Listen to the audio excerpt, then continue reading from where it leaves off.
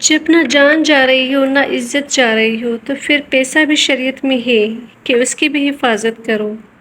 دنیا مسافر خانہ ہے، میں بار بار بیان میں کہتی ہوں، لیکن میں کیا، یہ تو قرآن کہتا ہے۔ لیکن اس کا مطلب یہ نہیں کہ چیزیں پھینکنا شروع کر دیں آپ کہ یار ویسے ہی گزر جائے گی تو کوئی بات نہیں، اڑا دو، ختم کر دو، ویسے بھی مر جائیں گے تو ختم ہی ہو جائے گا۔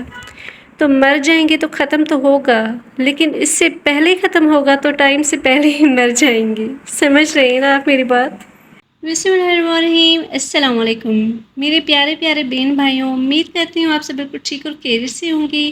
تو آج میں آپ لوگوں کے لیے بہت اہم اور خاص موضوع لے کر آئی ہوں، جس کے بارے میں آپ کو جاننے کا پورا حق ہے کہ آپ اس چیز کو کیسے استعمال کر سکتے ہو، کیسے خرچ کر سکتے ہو۔ تو آج کا جو موضوع ہے وہ ہے پیسہ، کہ اسلام میں پیسے کی کیا ویلیو ہے، کیا قدر ہے اسلام میں پیسے کی۔ تو آج ہم اس پہ ڈسکشن کریں گے، جیسے کہ آپ سب تو جانتے ہوں گے کہ پیسہ کتنا ضروری ہے، ہر انسان کے لیے پیسہ ضروری ہے۔ تو اسلام میں پیسے کا کیا مطلب ہے، کہ کیا مطلب کیسے ہم خرچ کر سکتے ہیں۔ تو اسلام میں پیسہ ایک امتحان سمجھا جاتا ہے۔ اللہ تعالیٰ نے فرمایا ہے کہ یہ دنیا کی زندگی کی ایک آزمائش ہے، ہم سے یہ دیکھا جائے گا کہ ہم اپنے پیسوں کو کس طرح سے کما رہے ہیں اور کیسے خرچ کر رہے ہیں۔ اگر ہم حلال طریقے سے کماتے ہیں اور اسے صحیح جگہ پر استعمال کرتے ہیں تو یہ ہمارے لیے بہتر ہے، ٹھیک ہے۔ اب ایسا بھی نہیں ہو سکتا نا کہ ہم پیسے کمائیں اور وہ حلال کی نہ ہو، حرام کی ہو، تو اس میں کوئی برکت ہی نہیں ہوگی، کیونکہ حلال کے پیسے میں جو ہے نا برکت ہوتی ہے، ٹھیک ہے۔ تو ہم پیسے حلال طریقے سے کمانا چاہتے ہیں یا پھر آپ حلال طریقے سے پیسے کمائیں۔ اللہ نے ہمیں یہ سختی سے منع کیا ہے کہ رشوت، دھوکہ یا ناجائز طریقوں سے پیسہ کمائیں، بلکہ پیسہ جو حلال ہو اس کی برکتیں بھی زیادہ ہوتی ہیں، ٹھیک ہے۔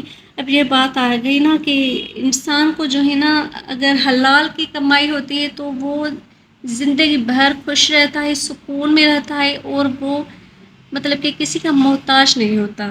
لیکن اکثر میں نے ایسے لوگ دیکھے ہیں جو پیسے بھی کما لیتے ہیں، حرام طریقے سے کماتے ہیں، اور ان میں کوئی برکت نہیں ہوتی، وہ پھر بھی مطلب کہ فقیروں کی طرح جو ہے نا روڈ پہ چل رہے ہوتے ہیں، مانگ رہے ہوتے ہیں پیسے، کیونکہ ان کی جو کمائی ہے وہ حلال نہیں ہے، وہ حرام ہے۔ تو اس لیے اس پیسے میں کوئی برکت نہیں ہوتی، نہ سکون ہوتا ہے، اور اللہ تعالیٰ کی نظر میں بھی وہ جو انسان ہے وہ برا ہی بنتا ہے۔ تو اس لیے ہمیشہ یہ کوشش کرنی چاہیے کہ پیسہ کمانا ہے تو حلال طریقے سے کمائیں، جو کہ اللہ تعالیٰ کو بھی پسند آئے۔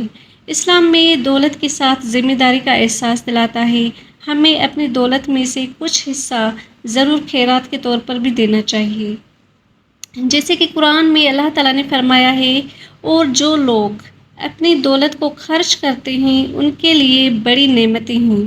صدقہ دینے سے نہ صرف ہم دوسروں کی مدد کرتے ہیں بلکہ یہ ہماری دولت میں بھی اضافہ کرتا ہے، ٹھیک ہے۔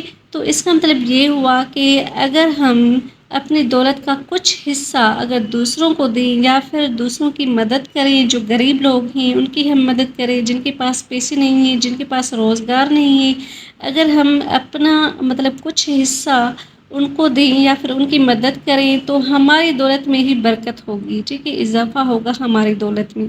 جب نہ جان جا رہی ہو نہ عزت جا رہی ہو تو پھر پیسہ بھی شریعت میں ہے کہ اس کی بھی حفاظت کرو۔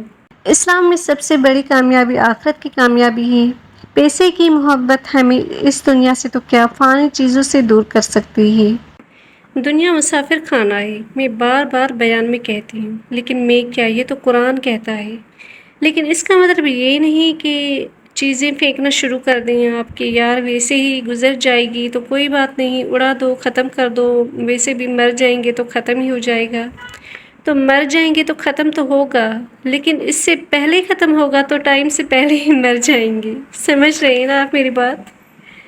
اعتدال ہے نا اسلام میں۔ ہمیں یاد رکھنا چاہیے کہ ہماری اصل کامیابی اللہ تعالیٰ کی رضا اور جنت میں ہے۔ اسلام سادگی کی تعلیم دیتا ہے، ہمیں دولت کے پیچھے دوڑنے کی بجائے قناعت اور شکر گزاری کا رویہ اپنانا چاہیے۔ حضرت علی رضی اللہ تعالیٰ عنہ نے کیا خوب فرمایا ہے کہ مطمئن رہو، دنیا کی دولت تمہیں خوشی نہیں دے گی، ہم خوشی کے لیے مادی چیزوں پر انحصار نہیں کر سکتے، بے شک سبحان اللہ۔ تو یہ حضرت علی رضی اللہ تعالیٰ عنہ نے فرمایا تھا کہ مطمئن رہو، دنیا کی دولت تمہیں خوشی نہیں دے گی۔ بالکل، یہ بالکل سچ بات ہے۔ جب انسان کے پاس زیادہ دولت آ جاتی ہے تو وہ سب کچھ بھول جاتا ہے، اپنے بھائی بہن، اپنے ماں باپ کو بھول جاتا ہے، وہ صرف اپنے آپ میں مطلب کہ عیاشیاں کرتا رہتا ہے اور پیسے اڑاتا رہتا ہے۔ لیکن اللہ نے فرمایا کہ اگر آپ کے پاس زیادہ پیسے آ جاتے ہیں تو آپ اس کو اڑاؤ مت، بلکہ اس کو خرچ کرو، اچھے کاموں میں خرچ کرو، ٹھیک ہے۔ وہ کیسے کہ جو لوگ بیمار ہیں ان کو مطلب کہ صحت یاب کرنے کے لیے آپ کو پیسے خرچ کرنے چاہیے، ٹھیک ہے۔ ان کو ہاسپٹل لے کر جاؤ، ان کا علاج کراؤ، جو لوگ بیمار ہیں، جو لوگ مطلب کہ روزگار جن کے پاس نہیں ہے، آپ ان کو پیسے دو، ان کو مدد کرو۔ جو بھوکے پیٹ مر رہے ہیں بیچارے لوگ، ان کی آپ مدد کرو۔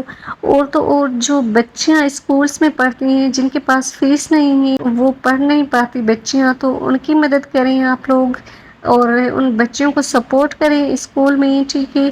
تو ایسے ایسے فلاحی کام ہوتے ہیں جن میں آپ کو مطلب کہ یہ پیسے خرچ کرنے چاہیے، ٹھیک ہے۔ اور آپ جتنے زیادہ پیسے خرچ کرو گی نا، اتنے زیادہ آپ کے پیسوں میں برکت ہوگی، آپ کے گھر میں برکت ہوگی، اور آپ کی آخرت بھی اچھی ہوگی۔ ہر انسان کے لیے پیسہ اہم ہے، لیکن اس حد تک جتنی آپ خرچ کر سکو۔